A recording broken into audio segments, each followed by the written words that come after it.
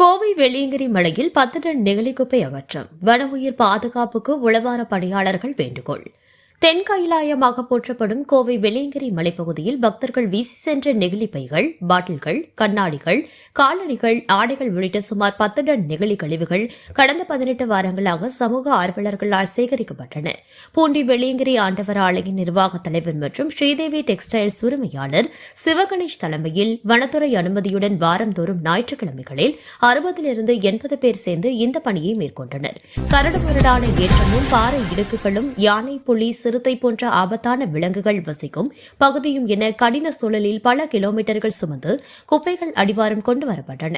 பக்தர்கள் வீசும் நெகிழி கண்ணாடி, பாட்டில்கள் போன்றவை யானை, மான், காட்டு மாடு போன்ற விலங்குகள் உட்கொள்வதால் அவை வயிறு உபாதையால் பரிதாபமாக இறப்பதற்கும் காரணமாகிறது என்பதால் வனத்தை ரணமாக்கும் இந்த பழக்கத்தை நிறுத்த வேண்டியது அவசியம் என ஆர்வலர்கள் வலியுறுத்தியுள்ளனர்.